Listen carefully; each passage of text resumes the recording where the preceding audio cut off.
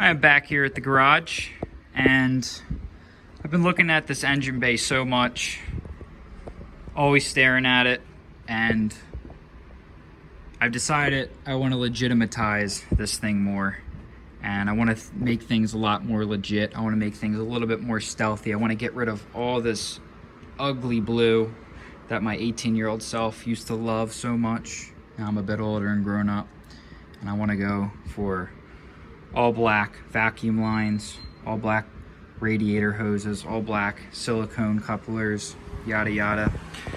So these next couple videos, we're going to be working on legitimatizing the engine bay quite a bit more. What I want to do is I want to completely redo this annoying intake. You can see this is a 5-inch intake, or a 5-inch filter, but it necks down to 4-inch. And the reason why I did this originally is because I used to run the stock Motronic 4.4 before I designed my own ECU.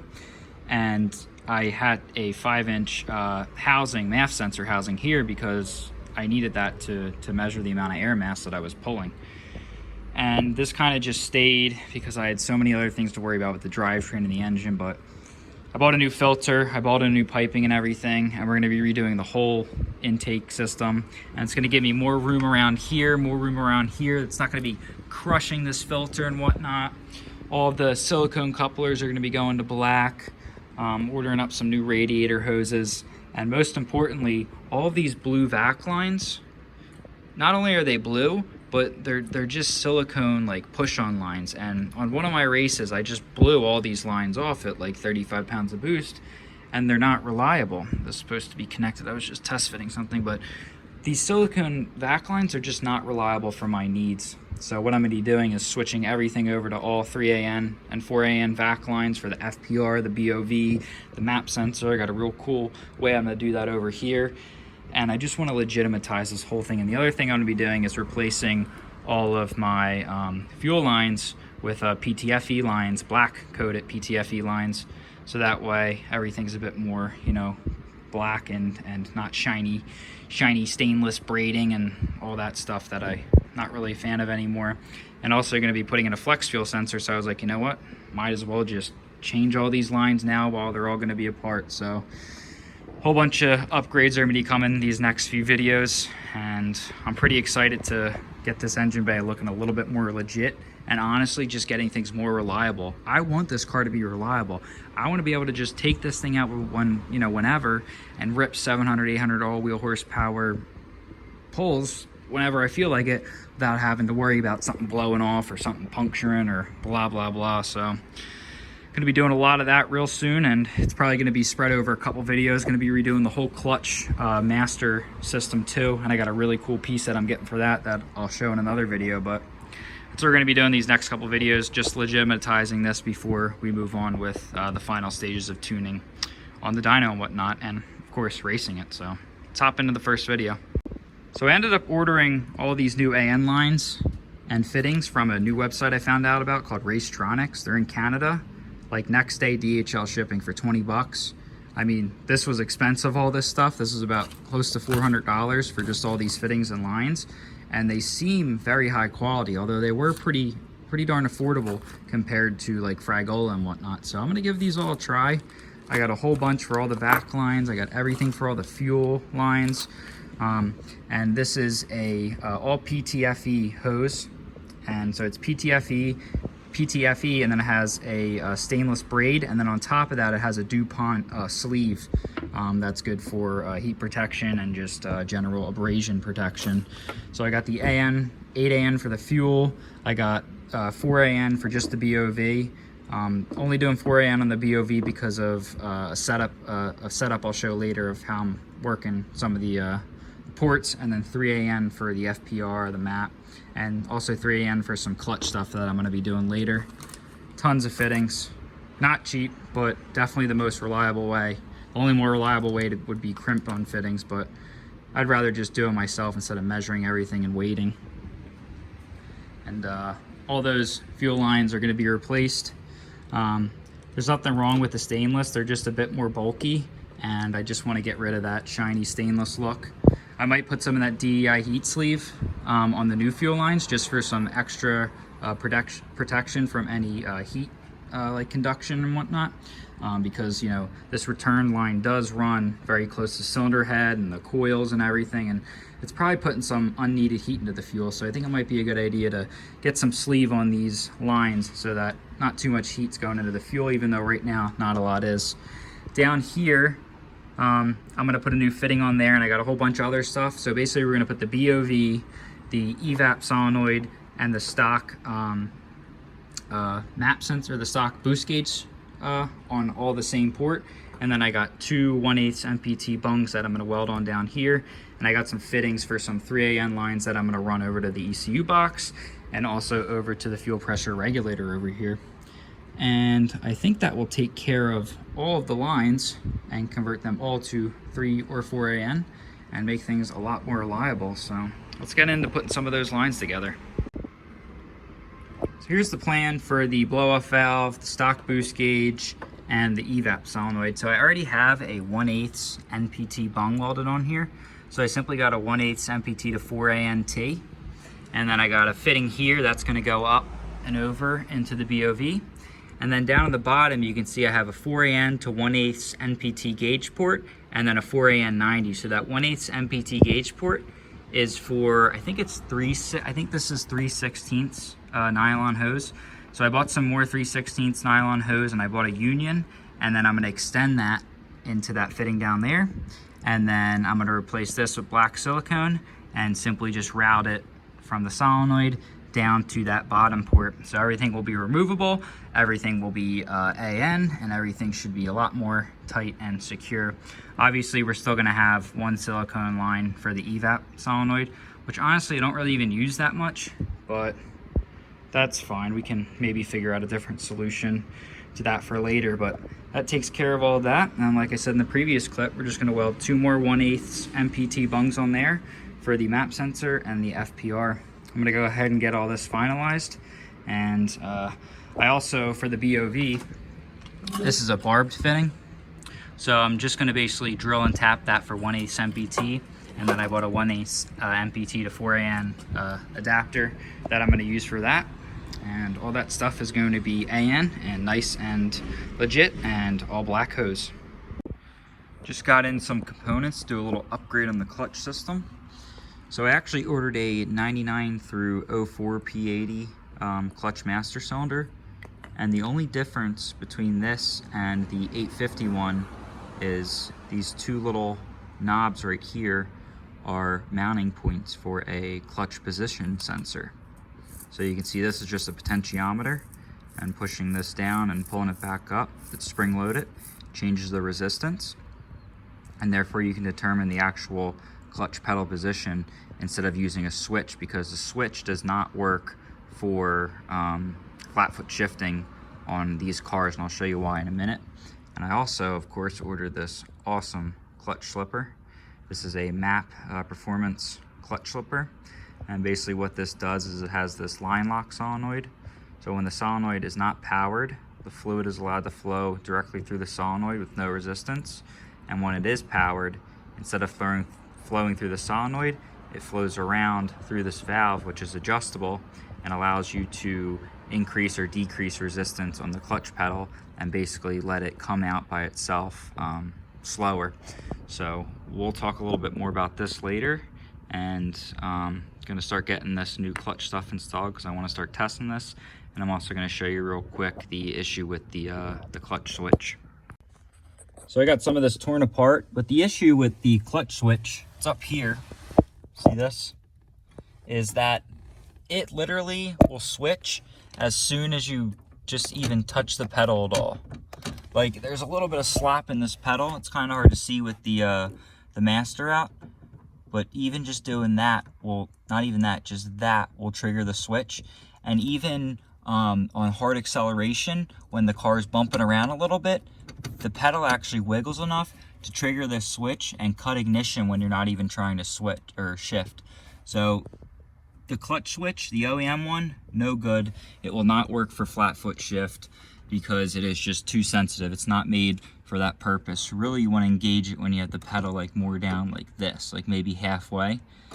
So that sensor is going to allow us to fine tune exactly where we want flat foot to engage and whatnot in the ECU. So I'm gonna start getting this new master cylinder put in and playing around with this clutch slipper a little bit. So this should work pretty well, this setup. Another thing I want to show is I did get a connector for the clutch position sensor. So you can see it's actually a 5-pin connector, but only 2 of them are used. And you can get the connector in both the pigtails from Volvo. It's actually for like a sunroof or something, but it's the same style connector, and that goes in there. And then these are just going to be the 2 leads to the potentiometer. There's basically just a variable resistor in here. So as you move this up and down, the resistance will change, and we can build a voltage divider circuit with a bias resistor and basically produce an analog signal from 0 to 100% clutch position, and use that to control our flat foot and our launch conditions. So it's the part number on this connector, 978305. Just wanted to show that. Something important I want to point out is that whenever you're dealing with brake fluid, you have to use EPDM hose. You cannot use like regular rubber hose or silicone or fuel hose or oil hose. You have to use EPDM or it will turn into a hard rock like this hose. I put this in when I did my manual swap when I was like 18. This is just some like Ace Hardware hose. Like, it is rock hard compared to that. So make sure you always use EPDM hose. Never use just basic regular hose. And this is, let's see, I think this is 5/16 for the clutch inner diameter. So that's what you want to use if you're doing a manual swap or ever changing this hose. And that hose is just for the feed from the reservoir to the master itself. You can see there's a little port right there. So it doesn't have to be crazy high pressure EPDM hose, just has to be EPDM rubber so it doesn't turn into a rock or deteriorate. Got a new pinch clamp installed on the master cylinder. Going to be switching a lot of these clamps over to pinch clamps. They are one-time use only, but they don't bite into the hose like those worm clamps do. One thing to note about this master is because of this little ball here for the clutch position sensor, you do actually have to loosen the 4 brake booster bolts in order to slide it out a little bit so that you can slip it all through without it snagging up. The original 850 master, you don't have to do that. You can get it in and out with only a little bit of struggling without undoing the brake booster, but this newer 99 Plus master, you definitely need to loosen it up. I tried for probably 30-40 minutes trying to do it until I was like, you know what, just get in there and undo the bolts. They're not easy to get those bolts loosened under there. It's a huge pain, especially when it's 30 degrees plus Celsius out. Anyway, time to get this installed and start working on the rest of the lines. Got the clutch slipper installed. Just use some self-tapping screws and put it right on the frame right here. And plenty of room for the air filter and everything else, and it's nice and tucked out of the way. And to adjust it, it'll be really easy by just popping off the filter and turning this to whatever I need it to be. You can see there's 3 AN fittings there and there for the inlet and outlet. And so how I am handling this is I actually found these special adapters that convert the Volvo clutch master and slave to 4AN, and then I got some 4AN to 3AN, and then these 90s are going to go off the inlet and outlet to the slipper, and then we just got some 3AN PTFE hose that we are going to use to build the rest of the line. So I'm going to start getting this all put together, get these lines built, and then hopefully we can get to testing this thing pretty soon. So you can see down here, I got that adapter in there, 4AN to 3AN, and then a 3AN straight, and then got the 3AN 90 here. So now I just need to measure that length, cut the hose, make the line, and we'll be done with that side. And then this side's basically just going to be the same thing, except over to the master, right there where that white cap is.